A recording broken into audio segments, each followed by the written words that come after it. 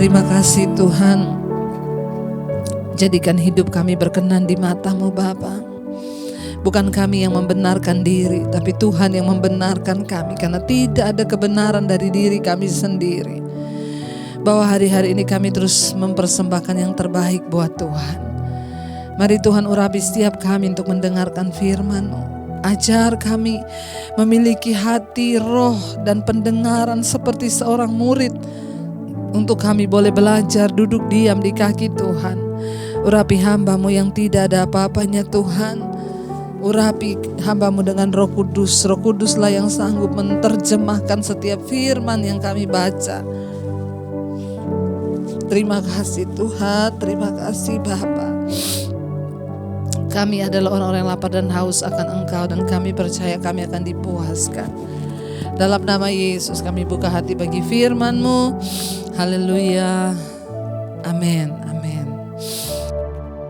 Iya, saudara, kita akan sama-sama belajar firman Tuhan hari ini, dan kita akan melanjutkan kemarin pembacaan kita dari Yesaya pasal yang pertama.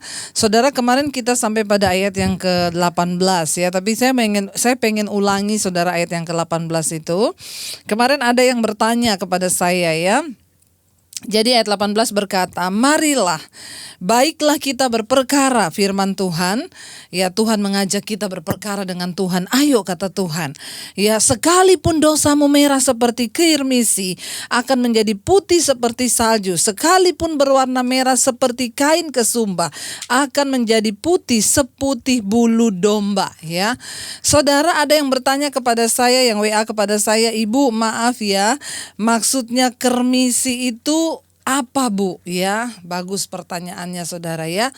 Kirmisi itu saudara di zaman kuno itu adalah benang yang berwarna kirmisi ya. Itu biasanya digunakan untuk menandai saudara. Jadi dulu itu warna kirmisi itu adalah warna kerajaan. Warna yang jubahnya itu warna kirmisi itu merah ya. Itu sering dipakai untuk, itu merah menyala, sering dipakai untuk raja-raja. Dibuatkan jubah raja-raja, itu kirmisi sering dipakai untuk tentara Romawi juga memakai kirmisi itu.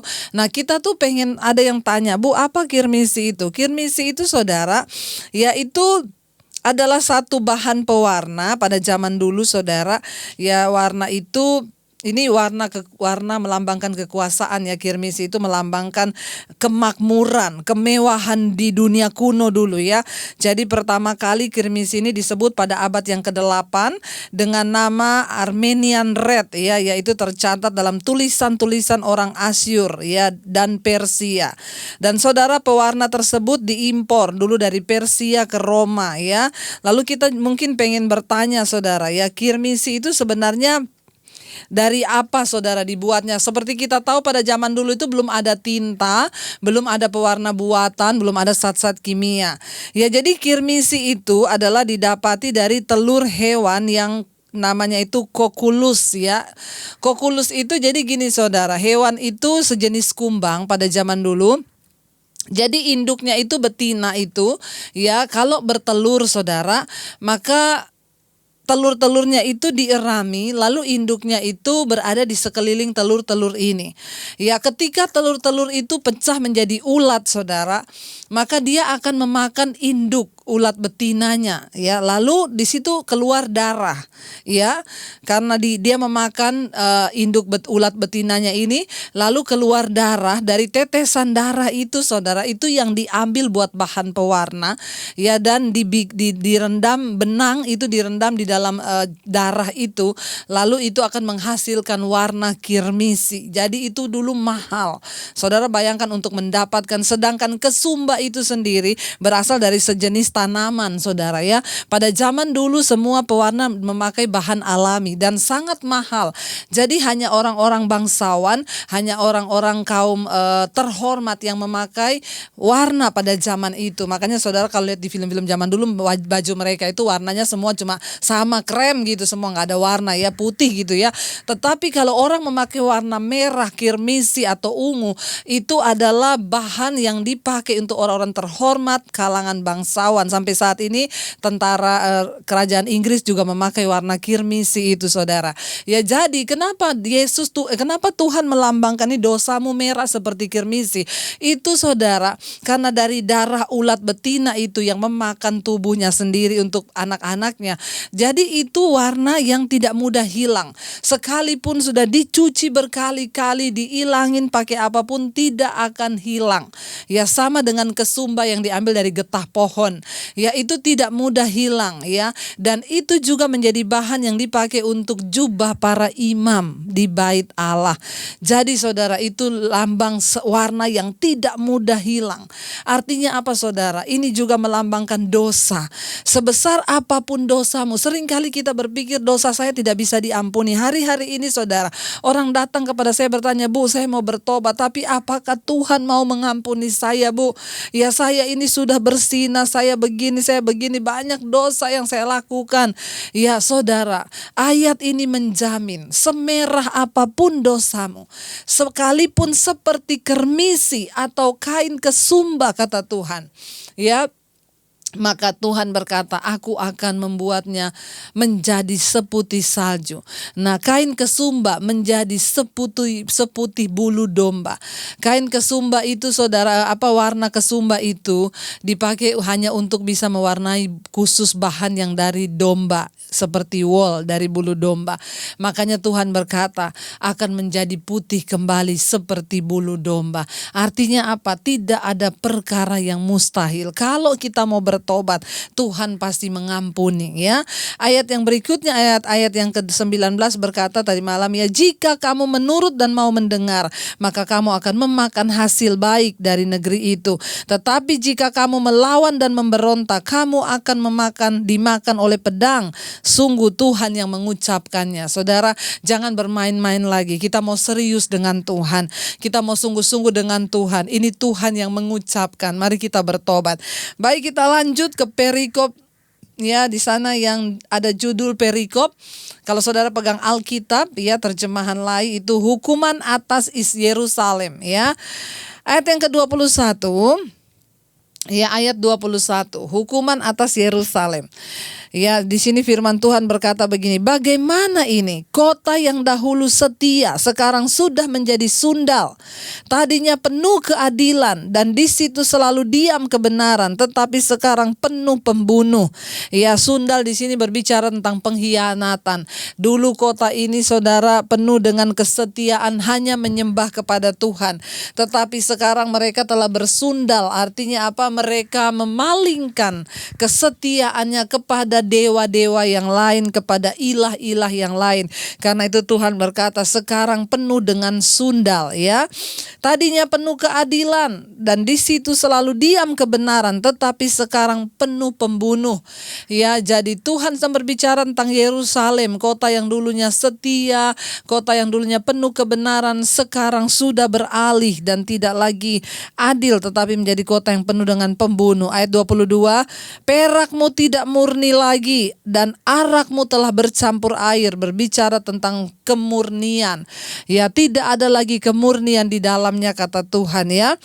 Lalu di sana dikatakan, saudara, ya, sudah tercampur air. Ayat 23, "Para pemimpinmu adalah pemberontak dan bersekongkol dengan pencuri.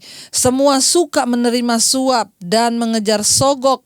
Mereka tidak membela hak anak-anak yatim dan perkara janda-janda tidak sampai kepada mereka." Ya, Tuhan mencela kota Yerusalem. Kenapa? Para pemimpin, ya, para pemimpin di kota itu, saudara, ya, mereka tidak lagi menyenangkan Tuhan. Mereka tidak lagi menjadi orang-orang yang membela hak anak-anak yatim. Semua menjadi mata duitan. Ya, mereka bersekongkol dengan pencuri.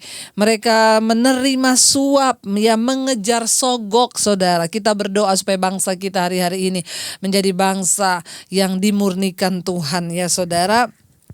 Dan ayat yang ke-24 4 di sana. Kenapa Tuhan itu marah kepada Yerusalem sehingga Yesaya itu harus datang untuk mengingatkan mereka. Ini kota yang dulunya menyenangkan Tuhan. Ini kota yang dulunya menjadi kota kesukaan bagi Tuhan. Mereka penuh dengan kesetiaan. Tetapi mereka sudah berbalik semuanya menjadi pembunuh dan penuh dengan sundal. Tidak ada kemurnian. Bahkan para pemimpin-pemimpin yang harusnya menjadi teladan, ini juga menemplak kita sekarang bagi umat Tuhan, terutama kita para hamba-hamba Tuhan yang harus memimpin umat jemaat Tuhan, membawa mereka kepada pengajaran yang benar. Kita harus penuh dengan kemurnian, tidak cinta uang, tidak menerima sogok ya atau suap saudara, tetapi sungguh-sungguh kita mau berdiri di dalam kemurnian supaya murka Tuhan tidak terjadi. Ayat yang ke-24, sebab itu demikianlah firman Tuhan di sana ya. Firman Tuhan semesta alam yang maha kuat pelindung Israel. Aku akan melampiaskan dendamku kepada para lawanku dan melakukan pembalasan kepada para musuhku, kata firman Tuhan. Ya, Yerusalem di sini menggambarkan seluruh Yehuda ya. Tuhan menyamakan tindakan umatnya dengan seorang pelacur. Bayangkan itu persundalan ya. Bangsa itu telah berpaling dari menyembah Allah yang sejati kepada menyembah berhala. Ya, Tuhan tidak mau dalam hidup kita ada penyembahan berhala. Mungkin kita berpikir, apa itu berhala? Apakah kita menyembah patung-patung? Bukan hanya itu saja. Ketika dalam hidupmu engkau hanya menaruh harap pada uang, dan uang itu juga engkau telah menjadikan uang sebagai berhala di dalam hidupmu. Ada orang yang lebih mencintai pekerjaan daripada Tuhan. Ya, sehingga dia melupakan mengorbankan seluruh waktu hidupnya untuk bekerja dan tidak pernah ada waktu rest di hadirat Tuhan. Itu artinya juga engkau sudah memberhalakan pekerjaanmu.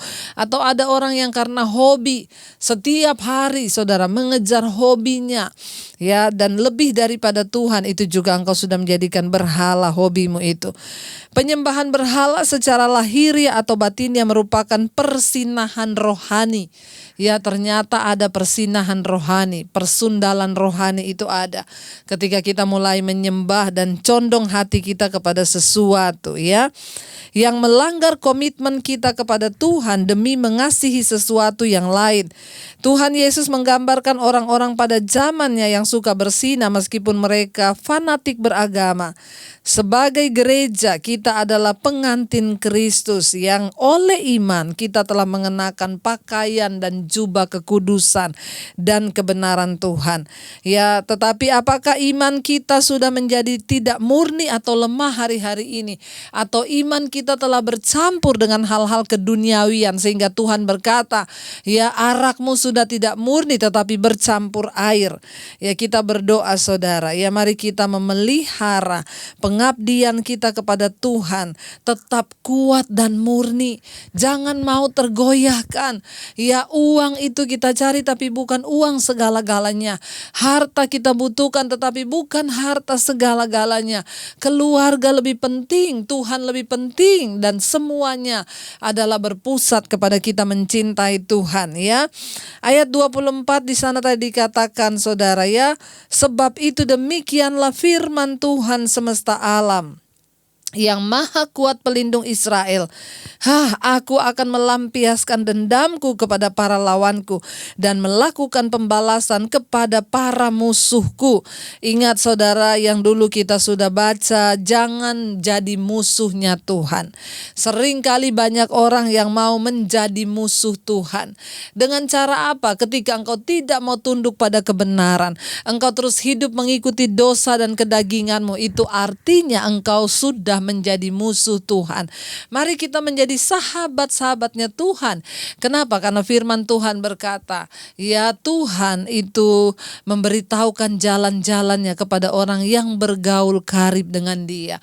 Mari kita menjadi sahabat karibnya Tuhan. Dengan cara apa?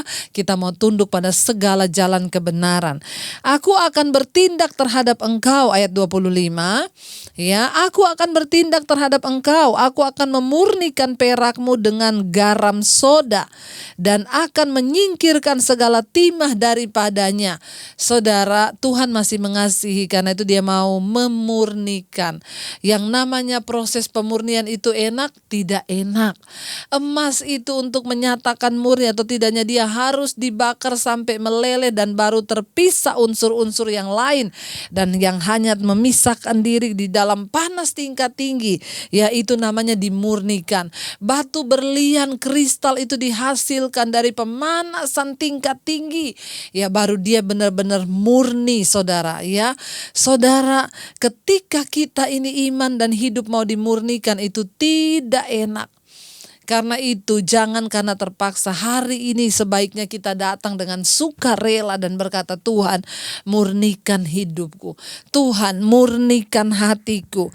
Tuhan berjanji akan memurnikan umatnya seperti logam yang dibersihkan dengan cairan dalam sebuah wadah peleburan. Proses ini termasuk meleburkan logam dan membersihkan kotoran yang melekat. Setiap hari pekerja bisa melihat gambar dirinya di dalam logam cair itu. Kita juga harus bersedia tunduk kepada Tuhan, membiarkan Dia menyingkirkan semua dosa sehingga kita bisa menjadi gambar Kristus. Kita adalah suratan yang terbuka. Yang namanya logam dimurnikan itu, firman Tuhan berkata, aku akan bertindak terhadap engkau, aku akan memurnikan perakmu dengan garam soda, ya, dan akan menyingkirkan segala timah daripadanya. Perak itu kalau dimurnikan, saudara, ya, itu sudah seperti cermin. Ketika semua logam-logam yang ada tercampur itu menyingkir, lalu yang tersisa itu hanya benar-benar murni, maka di situ tukang leburnya bisa melihat gambar dirinya di dalam perak itu. Tuhan mau. Kenapa kita harus dimurnikan? Supaya kita ini juga menjadi gambaran Kristus. Orang boleh melihat Tuhan lewat hidup kita. Yang bagaimana maksudnya, Bu, orang melihat Tuhan? Apakah muka kita berubah seperti Tuhan Yesus? Tidak. Ya. Artinya apa? Waktu kita disakiti, kita membalas dengan kebaikan.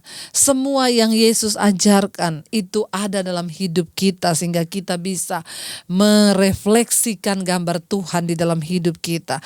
Ayat yang ke-26, firman Tuhan berkata, aku akan mengembalikan para hakimmu seperti dahulu dan para penasehatmu seperti semula. Sesudah itu engkau akan disebutkan kota keadilan, kota yang setia. Sebenarnya cuma satu yang Tuhan inginkan. Makanya judul perikop ini apa? Persembahan korban pertobatan itu lebih baik daripada mempersembahkan korban. Tuhan itu membentuk kita, memurnikan kita, cuma satu kerinduan, supaya apa? Kita ini berbalik dan bisa disebut sebagai orang yang setia dan adil. Cuma itu yang Tuhan mau. Mari kita jangan berubah setia. Tuhan hanya mau kita menjadi orang yang benar, dibenarkan karena firman Tuhan. Firman Tuhan adalah alat pemurni bagi hidup kita, saudara. Karena itu waktu kita disakiti, kita baca firman, jangan balas jahat dengan jahat, ampuni dan doakan orang yang menyakiti kamu. Dan kita mulai berdoa, Tuhan murnikan aku mau mengampuni Tuhan sekalipun sakit. Itu artinya kita sedang dimurnikan. Waktu engkau melihat suamimu yang belum bertobat, anak-anakmu yang masih memberontak, tapi engkau terus berdoa dan berkata, Tuhan, aku mau terus bayar harga sekalipun sakit, murnikan aku Tuhan. Makanya saya berkata, berbahagialah kalau kita ini, saudara, ditimpa ketidakadilan. Ada orang yang berbuat jahat pada kita, itu artinya kita sedang dimurnikan oleh Tuhan. Tetaplah menjadi orang yang mau dimurnikan, ya. Ayat yang ke-27, Sion akan kubebaskan dengan penghakiman yang adil, dan orang-orangnya yang bertobat akan kubebaskan dengan tindakan yang benar. Artinya apa, saudara? Mari kita percaya bahwa Tuhanlah yang pegang kendali atas hidup kita. Keadilan itu hanya datang dari Tuhan. Ya, kalau hakim-hakimnya sudah tidak benar, ya di sini firman Tuhan berkata, penasehatnya, hakimmu akan aku kembalikan. Ya, akan kubebaskan Tuhan dengan penghakiman yang adil. Jangan pernah takut. Semua yang terjadi di hidup kita, Tuhan adalah hakimku. Katakan, aku percaya Tuhan adalah hakimku. Seberat apapun persoalan, aku hanya percaya Tuhan menjadi hakim yang adil bagiku, saudara ya. Dan ayat yang ke-28, tetapi orang-orang yang memberontak dan orang-orang berdosa akan dihancurkan bersama dengan orang-orang yang meninggalkan Tuhan, akan habis lenyap. Ya, kita berdoa supaya kita menjadi orang-orang yang senantiasa takut Tuhan, ya, supaya kita tidak dilenyapkan. Ayat 29, sungguh kamu akan mendapat malu karena pohon-pohon keramat yang kamu inginkan, dan kamu akan tersipu-sipu karena taman-taman dewa yang kamu pilih. Sebab kamu akan seperti pohon keramat yang daunnya layu dan seperti kebun yang kekurangan air. Makanya ayat yang ke-31, maka yang kuat, ya, yang kuat akan seolah-olah kapas, saudara ya. Di sini dikatakan, ya, maka yang kuat menjadi seolah-olah kapas dan pekerjaannya menjadi seolah-olah bunga api. Keduanya menimbulkan api dan tidak ada yang dapat memadamkannya. Jangan ada pada kita Allah lain selain Tuhan. Kenapa? Satu saat ya, semua berhala itulah yang akan memakan hidupmu. Orang yang menduakan Tuhan, yang mengikuti berhala, semua akan habis. Hartamu dimakan, kesehatanmu, kebahagiaanmu akan direnggut. Jangan mengikuti selain Tuhan. Tuhan kita Tuhan yang cemburu dan akan melenyapkan orang yang menduakan Tuhan. Mari hari ini kita cuma mau berkata, Tuhan, kami tahu Engkau Tuhan yang setia dan tidak ada satupun rencanamu yang gagal. Kami percaya Tuhan, Engkau Allah yang setia dan segala rencanamu itu yang terbaik atas hidup kami. Kami tidak meragukan Tuhan. Kami sangat percaya kepada Tuhan. Kita mau berkata, Bapa, rencanamu indah. Bapa, kami percaya tidak ada satupun yang salah dari rencana Tuhan. Kami mau terus mempercayai Tuhan. Bapa, kami percaya rancanganmu yang terindah di hidup kami. Mari kita mau satukan hati, merendahkan diri di kaki Tuhan. Tidak ada Tuhan yang lain selain Tuhan dalam hidup kami. Bapa yang luar biasa yang turut bekerja mendatangkan kebaikan. Kami tidak mau beralih pada yang lain, hanya kepada Tuhan saja. Mari katakan sama-sama, saudara. Bapa-Ku percaya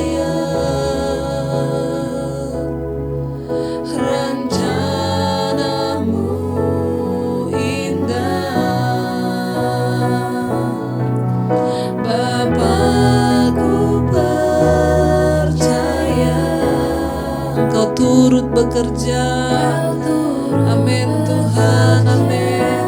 Dalam segala hal mendatangkan kebaikan bagi Bapa, kami percaya. Bapa-Ku percaya rencanamu